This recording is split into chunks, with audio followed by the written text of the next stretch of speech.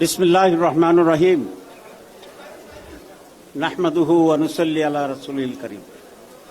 মাননীয় সভাপতি, আজকে অত্যন্ত বিদগ্ধজন যারা এখানে উপস্থিত আছেন এবং সাংবাদিক বন্ধুরা, আসসালামু আলাইকুম ওয়া রাহমাতুল্লাহি ওয়া বারাকাতুহু। রমজানের ব্যাপারে আমি এক মিনিট একটু কথা বলতে চাই। আমরা জানি রোজা হচ্ছে অনেক মাল্টিপল হইতে ফজিলত লাভের মাস। এই রমজান রোজার মাসেই কোরআনকে নাজিল করেছেন আল্লাহ রাব্বুল আলামিন। এই রমজান মাসেই ঈসা আলাইহিস সালামের উপরে যে ইনজিল সেটা নাজিল করা হয়েছে। মুসা আলাইহিস সালামের উপর যে তাওরাত সেটাই রমজান মাসে নাজিল করা হয়েছে। দাউদ আলাইহিস সালামের উপরে আসমানি কিতাব জাবুর এই রমজান মাসেই নাজিল করা হয়েছে এবং ইব্রাহিম আলাইহিস সালামের উপরে যে কতগুলো সহিফা নাজিল করা হয়েছে সেটাই রমজান মাসে নাজিল করা হয়েছে।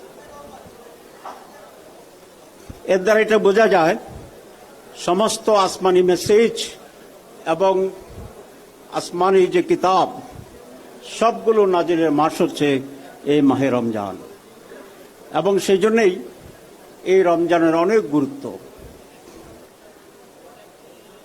রমজান মাসে একটি দিন আছে, সেটি হচ্ছে শবে কদরের রাত, যেটাকে হাজার মাসের চেয়ে উত্তম বলা হয়েছে।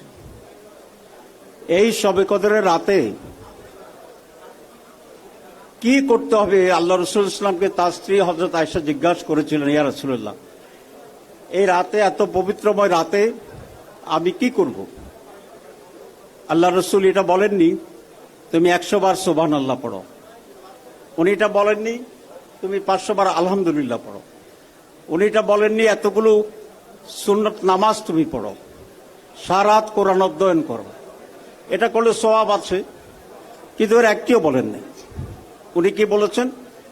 উনি একটি ছোট দোয়া শিখিয়ে দিয়েছেন, আল্লাহুম্মা ইন্নাকা আফুন তুহিব্বুল আফওয়া ফাফু আন্নি।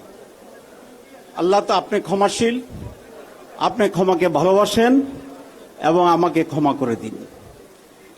আমি এটা বোঝানোর জন্য বলেছি যে আমাদের সমস্ত কৃতকর্মের জন্য আমরা তখনই পুরস্কৃত হতে পারবো বা নিষ্কৃতি লাভ করতে পারবো যদি আল্লাহ রাব্বুল আলামিন আমাদের অপরাধগুলোকে ক্ষমা করে দেন। এই ক্ষমা চাওয়ার কবুলিয়তের উত্তম মাস হচ্ছে এই মাহে রমজান। সম্মানিত উপস্থিতি, আজকে বাংলাদেশ একটি পরীক্ষার মাঝে অগ্রসর হচ্ছে। আমরা 5 আগস্টে যে একটি বিশাল সফলতা পেয়েছিলাম তার মূল ছিল সকল শ্রেণীর মানুষের ঐক্য। আমরা কতিপয় বিষয়ে সকলেই একসাথে ঐক্যবদ্ধ হয়ে স্বৈরাচারের বিরুদ্ধে আমরা লড়াই করছি। সেখানে রাজনীতি দল যেমন ছিল, সাধারণ মানুষও ছিল। আমি মনে করি বাংলাদেশের ভবিষ্যৎ বিনির্মাণে একটি সুন্দর সমৃদ্ধ বাংলাদেশ গড়ার জন্য এখনো জাতীয় ঐক্যই হবে সবচেয়ে শক্তিশালী হাতিয়ার। এই ঐক্য রেখেই আমরা যার যার জায়গা থেকে যেটি প্রয়োজন প্রায়োরিটি সেটি আমরা অবশ্যই এখানে ইমপ্লিমেন্ট করার চেষ্টা করব। আমি 4টি পয়েন্টে জাতীয় ঐক্যের জন্য সকলের কাছে সুনির্বন্ধ অনুরোধ জানাই বাংলাদেশ জামাত ইসলামীর পক্ষ থেকে। 1, বাংলাদেশের স্বাধীনতা এবং সার্বভৌমত্ব, এখানে কোনো আপোষ হবে না।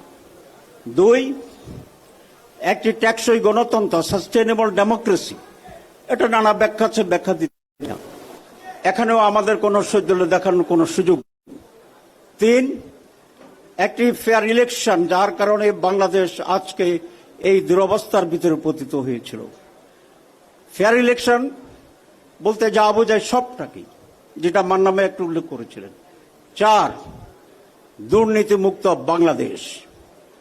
এক একটি মানুষ যদি 230-35 বিলিয়ন টাকা আমাদের দেশ থেকে লুট করে নিয়ে যায়, তাহলে এই দেশে ডেভেলপমেন্ট আর কোনো সুযোগ নেই।